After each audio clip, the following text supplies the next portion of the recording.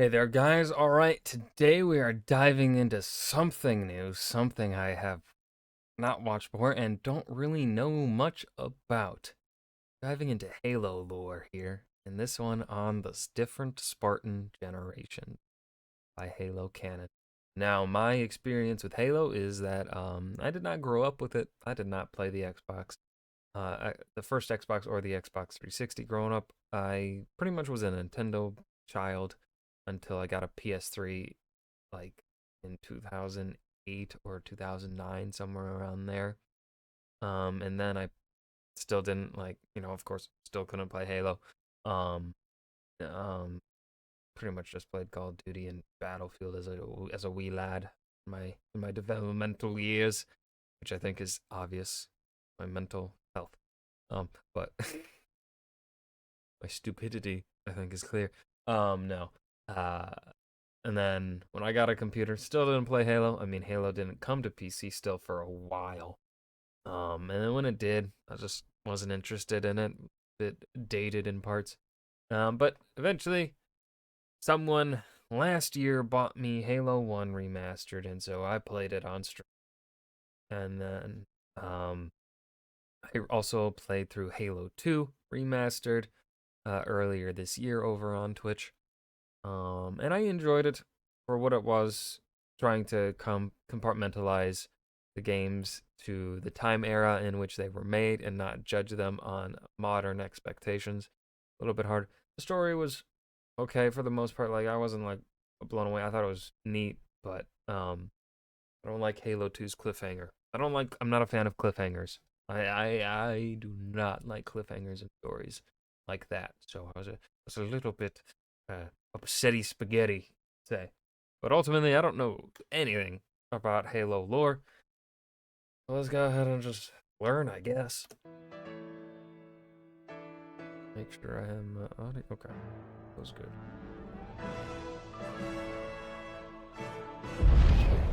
The Spartans. In many ways, they're the very core of the Halo universe, both from a narrative perspective and an in-universe one.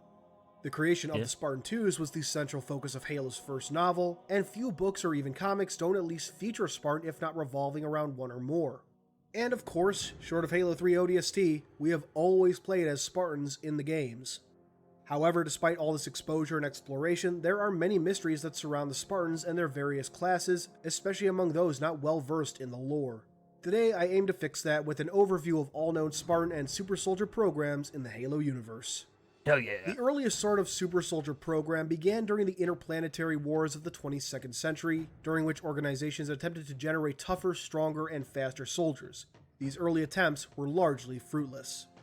By the 23rd century, the UNSC had begun developing bioengineering protocols and experimenting with biochemically enhanced soldiers. Codenamed Orion, named for the Orion arm of the Milky Way, this early program selected and tested 5 candidates. Unfortunately, these early augmentations were declared ineffective, and the 5 test subjects reintegrated into the UNSC military. All 5 died within a year of the tests, for reasons Oh, that's not good. known only to Oni. It wasn't until the 25th century that Orion would be launched again, just as the early seeds of the insurrection began to take hold. On January 29, 2491, the Orion Project formally launched with 65 test subjects. These subjects were successfully augmented, and after completing their training, an additional 100 volunteers were accepted into the program. Orion augmentations are known to have included muscular enhancement injections, pulmonary respiratory enhancements, retina inversion injections, and cochlea enhancement tuning. On Whatever that January means. 12, 2496, the first Orion operation was successfully launched as part of Operation Charlemagne. A full unit of Orion soldiers were deployed to recover a suborbital transit station over Eridanus II, which they did without casualty or detection. More operations would follow in the next 10 years, though Charlemagne marked the only time a full unit would be deployed. Rumors and conspiracy theories about secret super soldiers also began to spread among the outer colonies as a result of Orion. The program continued to expand as the insurrection grew stronger and bolder, with a full 300 Orion candidates being augmented by the program's peak. Unfortunately, older candidates began to show side effects, both physical and mental, that only worsened with time. CC chemokine receptor type 5 immunization resistance at ligand 2 CCL2. whatever those science words mean. There were also some that had secret insurrectionist sympathies, refusing to participate after augmentations. Now, what is this insurrectionist? I don't know what this insurrection stuff is. Is he going to expand on it? Like, what is this insurrection? Like, what happened? Context, please. With all the shortcomings and degradation of the candidates, the program was quietly shut down in 2506. The 165 surviving candidates were reassigned to other Spec Op units throughout the UNSC. However, the aforementioned side effects would continue to worsen for some, and a number of former Orion soldiers were discharged due to mental instabilities. To keep Orion secret, these side effects would be attributed to Boren syndrome. Despite all of this, some former Orion candidates, such as Sergeant Avery Johnson, were able Sergeant Johnson? Oh, that's neat. I didn't know that. To remain in active service for much longer than the average soldier. Other known Orion candidates include James Lee, who later changed his surname to James, Gilly, who would eventually have a child with James, Gladys Wilson, and Morales, who had a son. Orion would have a lasting impact, such as with the UNSC using Orion operators as models for the reorganization of the ODSTs in the years following the program's shutdown. However, the biggest impact would be on the future iteration of the program. Orion 2 began around 25. Hold on, we got a Spartan-II program. Hold on, we gotta read this. I sit in my new yet unstaffed laboratory. The racks of AI matrices and optical routers still sealed in their crates. My doubts have returned. Perhaps some reflection on my original motivations for coming here will help. He started 3 years ago when I met the acclaimed Dr. Carver, still the darling of the CMA, at one of those academic social mixers where everyone is charming and trying to impress project benefactors. Even as a doe-eyed doctoral candidate, I detested these affairs. So when I heard Carver describing the matrix mechanics of the socio- and political-economic vectors of human expansion, I couldn't resist correcting him. His ideas were genius, his algorithm implementation obsolete. I outlined a corrective matrix calculation, revising the dimensional parameters in my head. He used 7 when he needed 16. Carver, who had been coasting on the lecture circuit after his initial publication, didn't appreciate the truth, especially from a young upstart. The vice admiral, then a captain, however, took note. If I had known that Carver would commit suicide 2 years later, I may have been more charitable in my presentation. Carver blamed himself for the very carnage he had predicted. A lesson for all scientists resides therein. 3 weeks after that party, my grant proposal for artificial intelligence control for n-dimensional matrices was greenlit by the UNSC, contingent on the successful testing of a model of their choosing. Okay, so this is a good note. So we're gonna talk writing smart people real quickly here.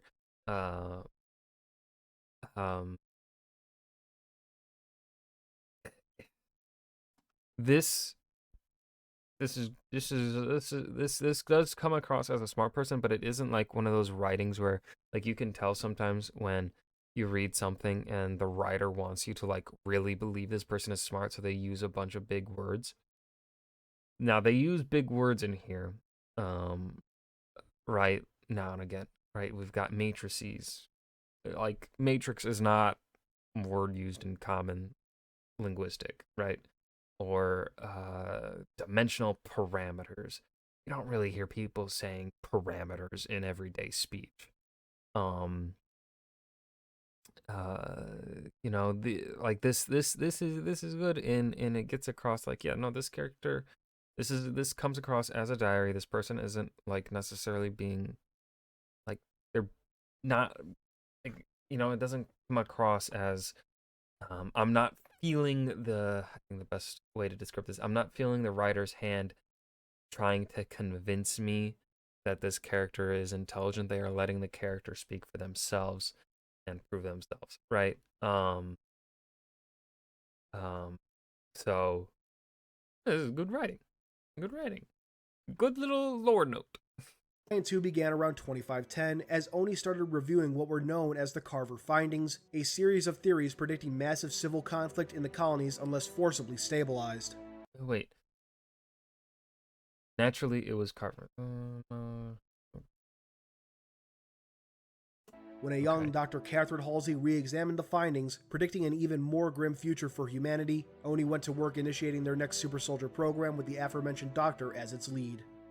Under Dr. Halsey, the program took a radical shift.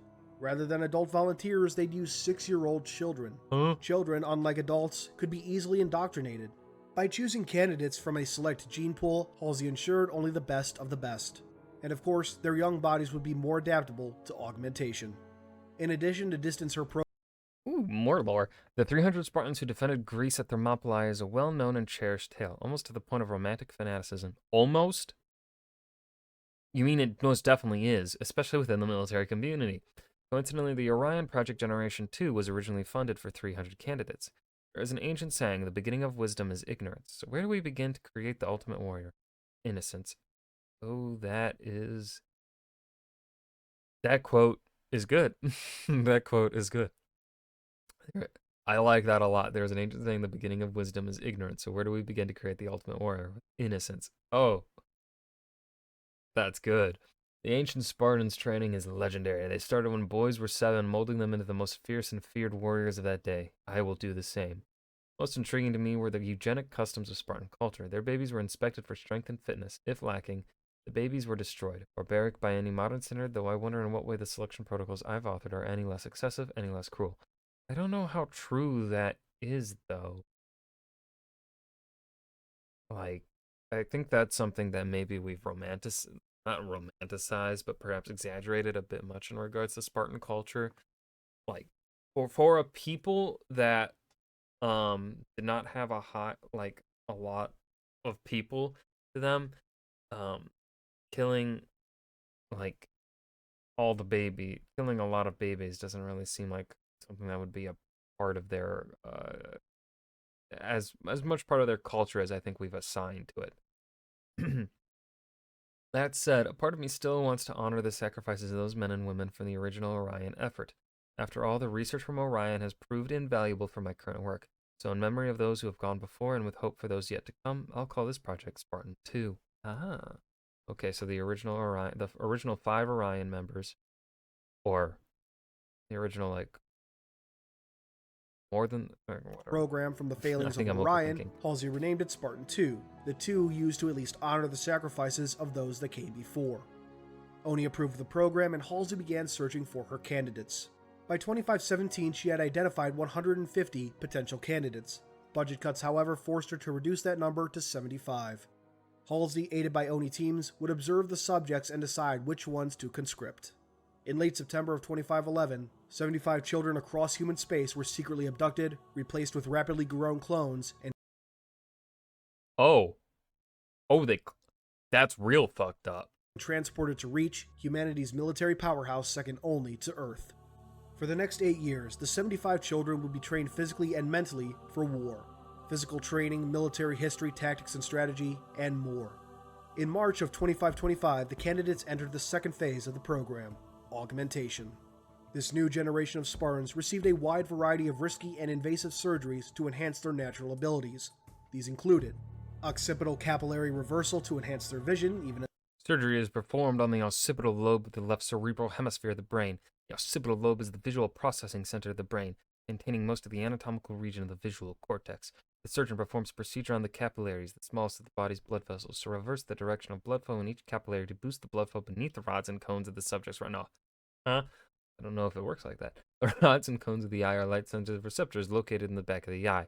Together they are able to detect movement, light, and color, and relay that information back to the brain. This procedure produces a marked visual perception increase. You know what? Hand wave it, I believe it. in the dark, carbide ceramic ossification, coating The candidate's bones are exposed via surgery or sequential surgeries. An advanced carbide ceramic material is grafted onto the skeletal structure to begin assimilation into the upper layers of each individual bone. This results in the bones being virtually unbreakable. The coverage of this procedure does not exceed 30% total bone mass due to significant white blood cell necrosis. Effectively, the carbide ceramic can only comprise a thin outer shell bonded to each bone without interfering with bone functionality as organs. Ooh, I like that, right? That's like, I don't know obviously how realistic that is. Probably very unlikely. But they are both hand waving it, but also then adding a limit to it. Sort of like something that like you can look at and like believe ish. the bones with a carbide ceramic, making them virtually unbreakable. A catalyst thyroid implant, which releases A platinum pellet is implanted in the left thyroid gland. This pellet contains a human growth hormone that is released in the body to boost growth of skeletal and muscle tissues. As the hormone is released in the body, the pellet dissolves and is absorbed. The hormone targets and simulates the growth of fast and slow twitch muscle fibers, effectively producing significant gains in muscle mass. The hormone also targets osteoblasts to help boost bone tissue formation and effectively strengthen the bone structure. Used a growth hormone to boost skeletal and muscle tissue growth, muscle tissue enhancement injections to increase muscle density. In addition to the growth hormone catalyst, a protein complex is injected intramuscularly that targets the muscle's intracellular molecular machinery, my God, to help increase muscle strength and endurance. These injections target the muscle's molecules, increasing the density of the connective tissues and fibers, the more visible result being the muscles quivering and contorting over one another, making connecting tendons stronger and decreasing lactase recovery time. Can't wave it, I believe it. And sure, superconducting fibrification of superconducting fibrification of neural... What the fuck? Alteration of bioelectrical nerve transduction to shielded electronic transduction.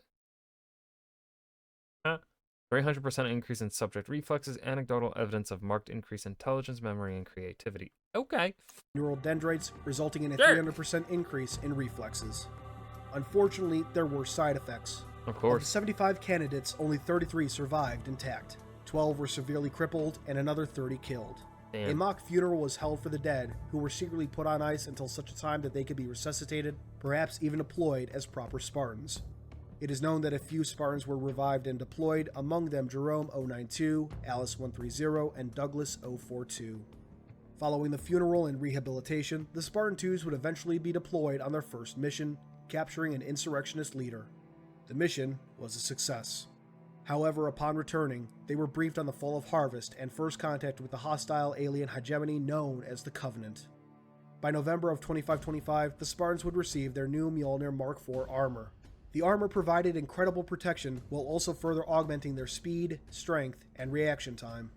Spartans would be deployed against insurrectionist targets and Covenant forces, the latter more and more as the Covenant kept advancing. In August of 2552, the 25 surviving Spartan-IIs were recalled to Reach for Operation Red Flag, a mission to kidnap Covenant leadership and force a peace. The Spartans were outfitted with the latest line of Mjolnir, Mark V, which featured a number of upgrades, most notably energy shields. The leader of the Spartan-IIs, Master Chief Petty Officer John 117, was also given the smart AI Cortana, who would help them on their mission. Oh, are we now in the Halo, in the time frame of the video games? Unfortunately, before Red Flag could be initiated, the Covenant showed up at Reach. The Spartans were deployed to help in the battle, but most would die in Reach's defense. By the end of the Covenant War, just months later, only a handful of Spartan-II personnel were known to be alive, though more, once thought dead or missing, would show up in the years following the war. After the graduation of the Spartan-IIs in 2525, a second class was planned. However, due to the Covenant War diverting funds and a reduced pool of ideal candidates, it was shut down. In 2531, however, Colonel James Ackerson proposed his Spartan-III program to Oni. Building off the work started by Dr. Halsey, the Spartan-III program would widen the strict age and gene pool, taking orphan children rather than kidnapping them from their homes. Alright, we're getting a bit more morally correct here.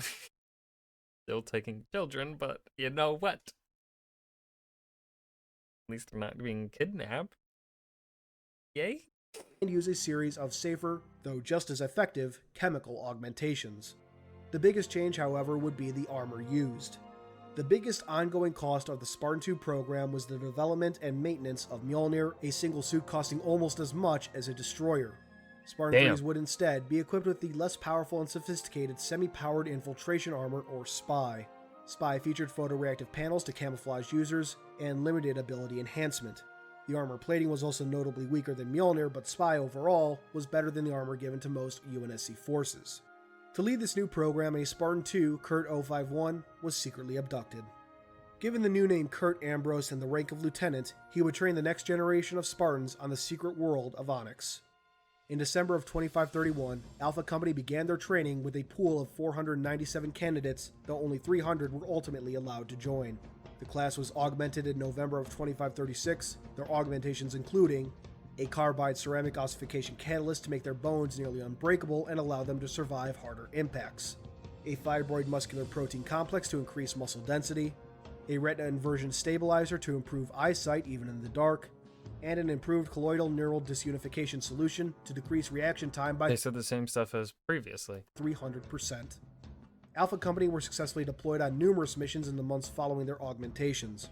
However, the entire company, save for those who had been pulled aside for special teams, were wiped out during Operation Prometheus, a mission to destroy a Covenant shipyard.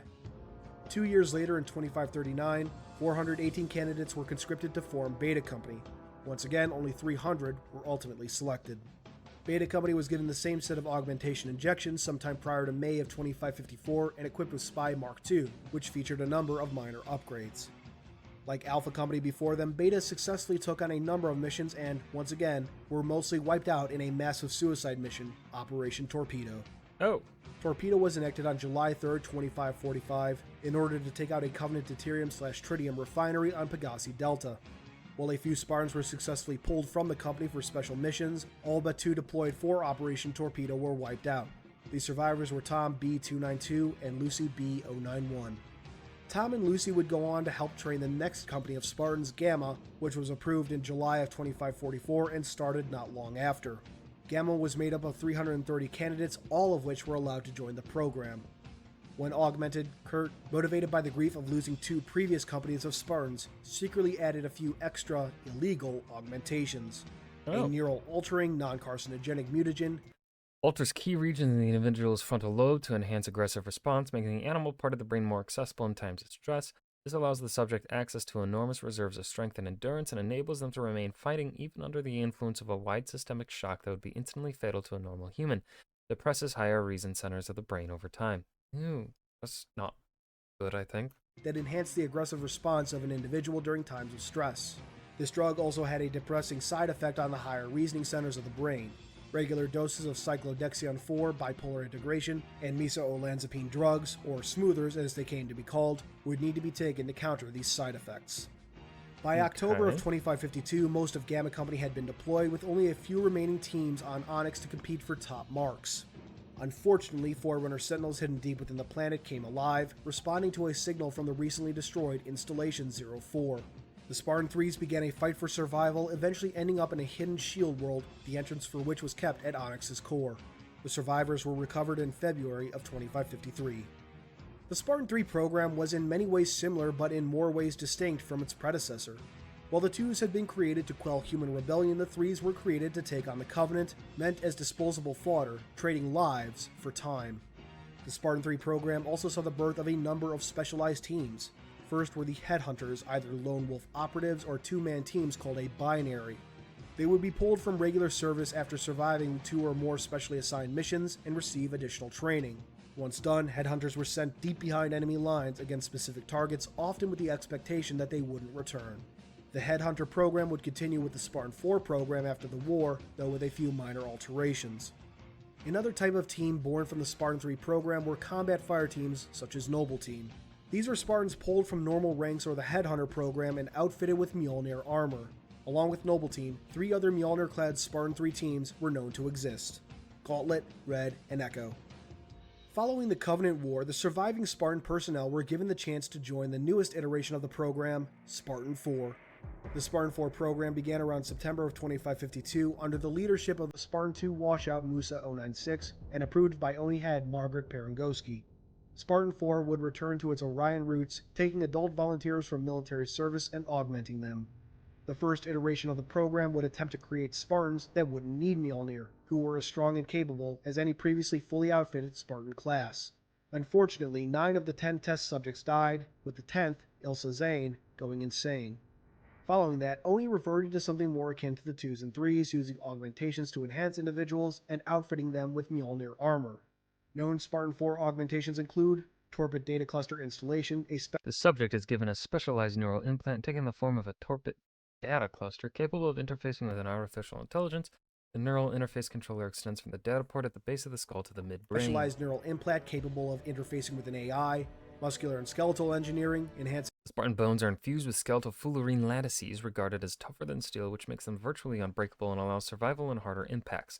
Joints are also reinforced or replaced while the bones are lengthened, making this I don't like that. Subject several centimeters taller than they originally were. Reinforcement is necessary as without it, simple actions such as jumping would result in the bones disintegrating due to the strain from the strengthened muscles. My God. The subject's ligaments are reconstructed during the procedures. Muscles are subjected to induced muscular growth and injected with the material that allows them to work harder without breaking the Spartan skeleton. Subjects also undergo muscle grafting. Ugh, sends Bone a length and shiver down strength, my reinforcing spine. the joints, and I don't muscle like that. enhancement. A series of neurological enhancements to The nervous system is super myelinated to increase the production of myelin sheaths, and therefore the subject's reaction time. The nervous system is subject to various element treatments, including an increase in cyclic adenosine monophosphate. Okay, responses and the rebuilding of neuroendocrine cells. decrease reaction time. Organ implantation, replacing Aside from the brain, virtually all other organs in the body are either modified in some manner or replaced. Several organs are biofabricated, including the lungs. The lungs implanted in the Spartans are biofabricated and aligned with a Stonewell pulmonary surfactant, a polymer that enhances oxygen intake and allows the subject to process airborne toxins or foreign gas mixtures. The pancreas is replaced by an apparently unnamed, vat-grown organ. Spartans also undergo treatments to prevent organ rejection. Corneal implants are provided, improving the subject's eyesight and night vision. or enhancing nearly every organ Really in the doubling body. down on the This included eyesight replacing stuff. lungs, enhancing their ability to intake oxygen and allow them to process airborne toxins and foreign gas mixtures, a pancreas replacement, and corneal implants to increase eyesight and night vision capability. Circulatory and Oh my metabolic God, there's more. improvement, allowing blood to circulate. Subjects undergo numerous circulatory improvements. The heart is implanted with a synthetic polythread weave, which significantly increases its capacity to pump blood. Chondrocytes are genetically altered to allow for faster clotting. Subject's blood is modified to make the Spartan immune to most toxins. Spartans are also subject to K5.2 hemoescion and implanted with circulatory shunts and intellifibrin acclimation, likely aiding in the healing of wounds. Intestinal bacteria are altered to enable the digestive system to absorb more nutrients from food. An intestinal bioreactor is also implanted, and the subject is given a gut microbiota refresh. Circulate better and for subjects to heal from wounds faster. It also allowed them to absorb more nutrients from food. Gene therapy, in which the Spartans undergo an extensive gene therapy, which involves the lengthening of the telomeres and increasing the effectiveness of telomeres were lengthened, giving the Whatever that Spartans means. a longer life and operational time, and several other augmentations. Subjects are implanted with a handful of tiny durable biomonitoring implants, one of which is installed near the fourth and fifth lumbar vertebrae, designed to aid medical teams remotely monitor the Spartans' health and performance. Subjects are also implanted with electronic locators to allow the United Nations Space Command to track each Spartan. Spartan is subject to hormone regulation therapies, and their bioprofile is archived. And implantations, including biomonitoring implants, locator beacons, and more. Following augmentation, Spartan-IVs were certainly among the most capable soldiers, but did fall short of 2s and 3s. To compensate, Mjolnir Gen 2, developed alongside the Spartan-IV program, featured new technology to bridge the gap between the 4s and previous Spartan generations. In short, a Spartan-IV and Gen 2 Mjolnir could fight on par with a Spartan-II or 3 in Gen 1, barring combat experience. Spartan-IVs also received additional training following augmentations, having to earn their armor before being deployed as proper Spartans. The first class of Spartan-IVs graduated in January of 2553 with 145 members, with more to come in the years to follow. By 2557, the flagship of the UNSC, the Infinity, regularly had anywhere from 300 to 500 Spartans on board at any given time, with several more spread across UNSC space. When not on missions, Spartan-IVs would often train with one another in wargame simulators, a state-of-the-art combat deck. The Spartan-IV program marked several departures from past programs, including separation from any main UNSC branch.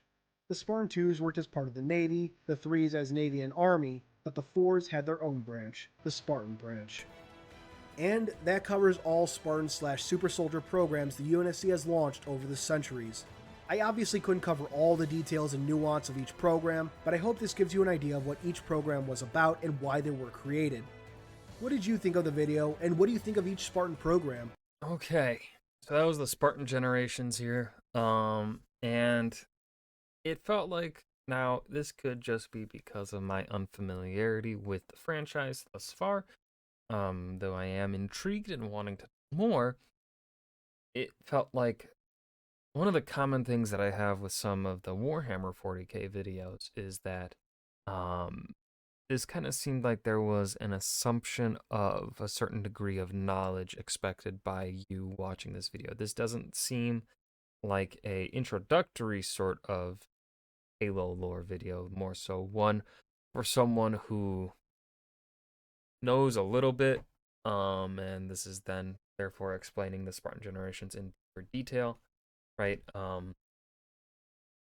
Like there was talks about the Spartan-IIs were for fighting fellow humans. I would have liked a little bit more contextual information regarding that, like explain that a bit more. The lore surrounding that. That seemed like that got brushed over. I would have liked to hear more about that. It kind of seemed like something like, oh, and yeah, the I guess it kind of felt like the same vibes of if someone were making a Warhammer 40k lore video and they just briefly mentioned, yes, and so the Space Marines were shrunk into. Oh, I sneezed. The Space Marines were sunk from what they once were down into chapters because of the Horus Heresy, and then moving on. Like just kind of not even talking about the Horus Heresy in any sort of way. It's kind of the vibe that I got here. And I would have liked a little bit more information, like what exactly were these insurrectionists or whatever? Like what was the conflict happening among humans? I would have like not much, not too much detail, just a little bit more context for I guess the Civil War or something that was happening. That would have been nice. But yeah, overall this was good. So we'll see how this video does with you guys. If you guys want to see me react to more Halo lore videos, we'll find out. I hope you guys enjoyed as well. Remember to hit that like button and subscribe for more. And I will see you guys in the next video.